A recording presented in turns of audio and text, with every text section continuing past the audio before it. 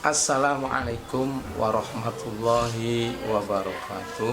Saya di sini nama Munawar, ditugaskan untuk mengisi materi pada Matsama 2021-2022 dengan topik pembangunan karakter moderat dalam pendidikan yang berlingkungan pesantren untuk membangun akhlakul karimah pada peserta didik.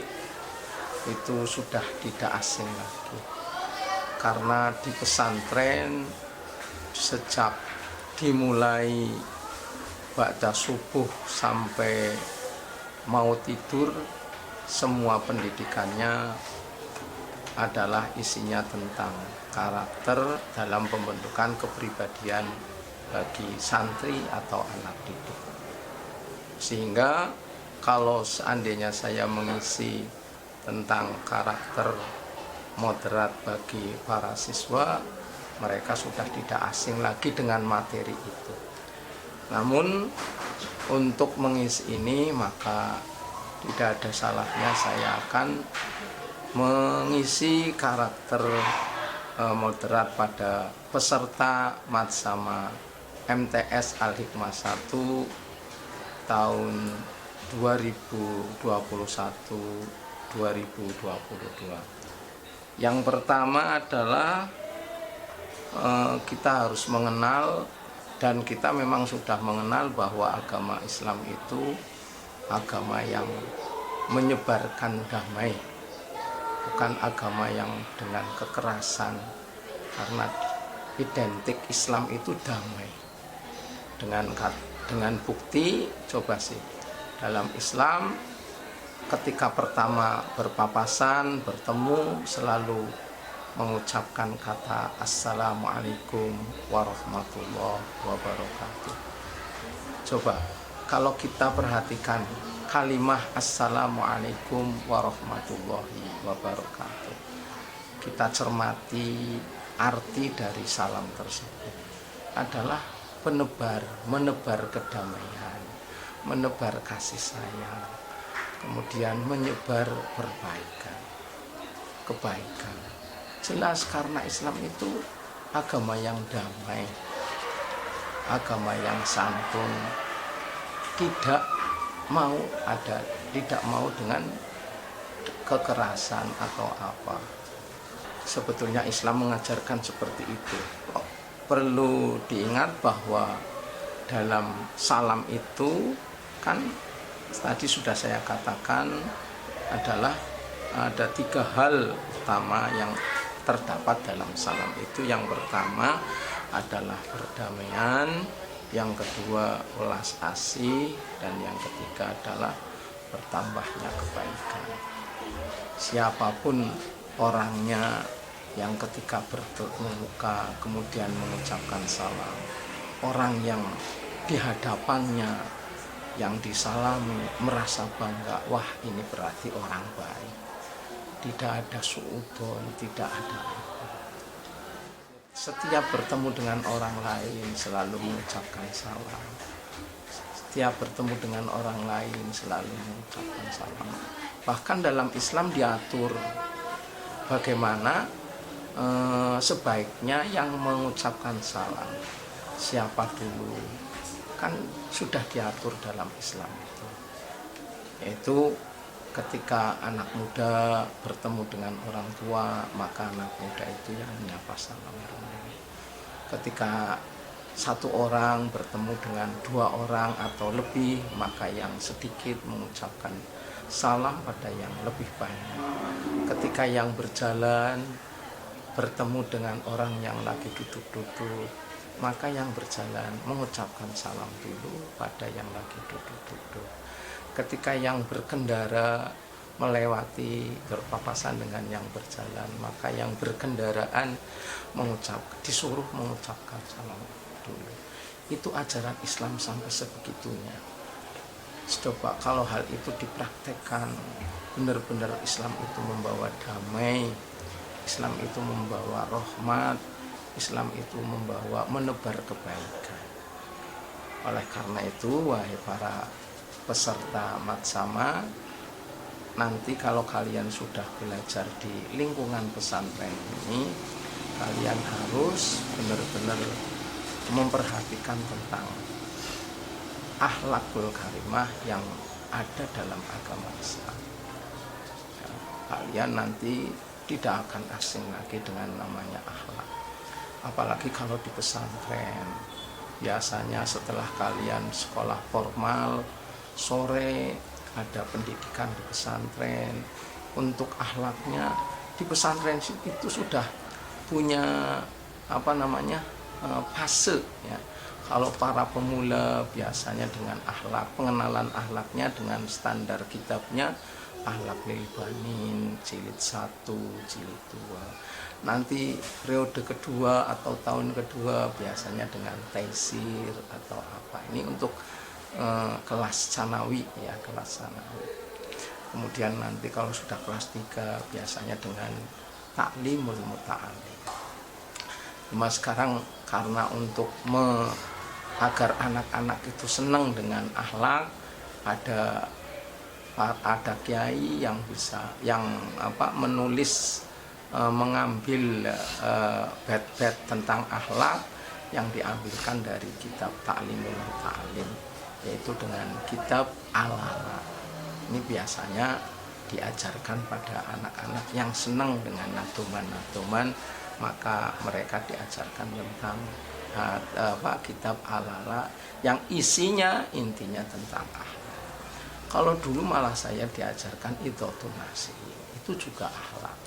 Cuma dalam Idhatun Nasin itu agak lebih keras lagi, menganjurkan untuk hirroh membela agama.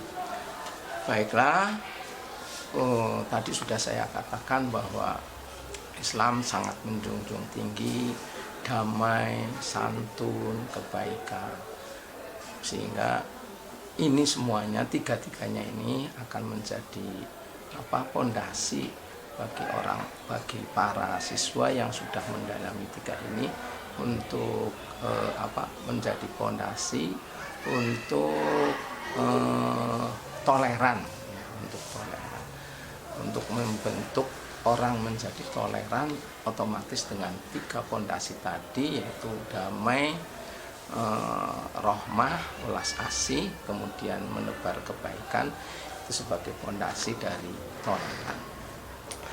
Rasulullah pun jauh-jauh sudah menekankan ya, bahwa beliau diutus tidak semata-mata hanya untuk menyempurnakan akhlak. Oleh karenanya kalian harus tahu, kata menyempurnakan berarti ada sesuatu yang di dalamnya. Sebelumnya sudah ada, kata-katanya aja menyempurnakan, bukan libina il akhlak, bukan. Kan Rasulullah mengatakan buistuli utamima maka liman akhlak, utamima untuk menyempurnakan. Berarti Rasulullah datang ke muka bumi ini untuk menyebarkan agama Islam, tidak merubah semua karakter atau kebiasaan yang sudah ada di masyarakat.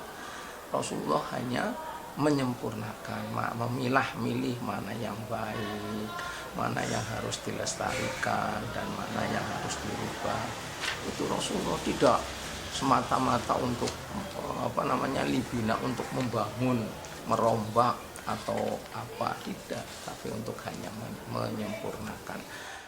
Innamal umamul akhlaqu ma baqiyat fa in hum tahabat akhlaqukum dhahabu. Sebuah bangsa ya, suatu bangsa tidak akan berharga, tidak akan ada nilainya kalau bangsa itu tidak mengedepankan akhlak. Kembali kepada toleran.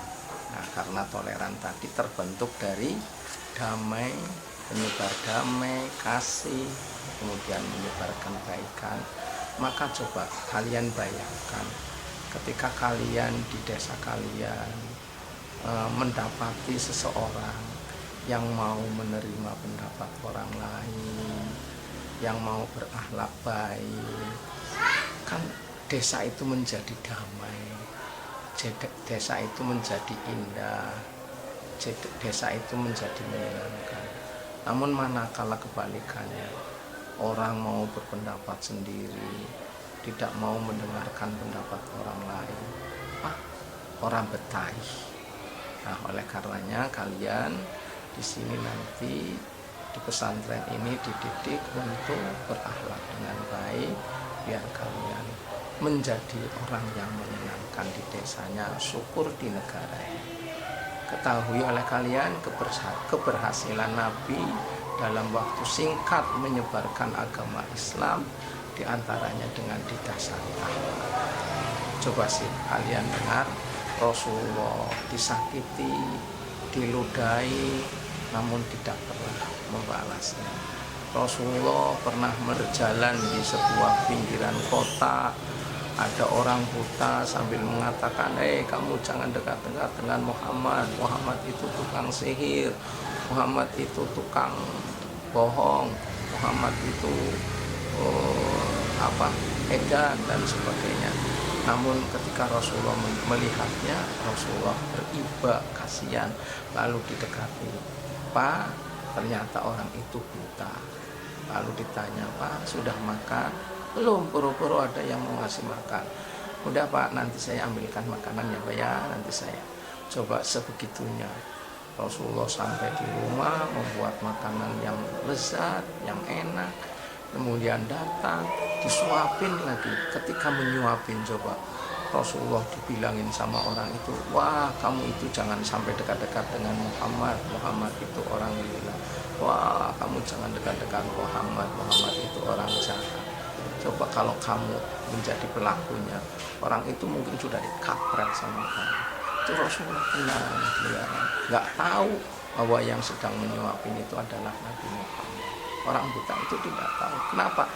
Itulah karena Rasulullah menyebarkan kebaikan, menyebarkan akhlak, dakwah dengan akhlak yang baik. Walaupun disakiti tidak pernah membalas. Kalau kalian sudah bisa seperti itu, wah hebat. Oleh karenanya taraf awal di sini kalian ya otomatis harus belajar biar bisa mentoladani Rasulullah SAW, sehingga kalian nanti tamat dari pesantren ini bisa mewarisi ilmunya Rasulullah, bisa mewarisi dakwahnya Rasulullah, bisa berguna bagi masyarakat kalian, khususnya keluarga kalian, masyarakat kalian, dan negara. Ya hanya itu yang bisa saya sampaikan. Oleh karenanya kalian nanti ya belajar yang benar untuk berakhlak yang baik. Assalamualaikum warahmatullahi wabarakatuh.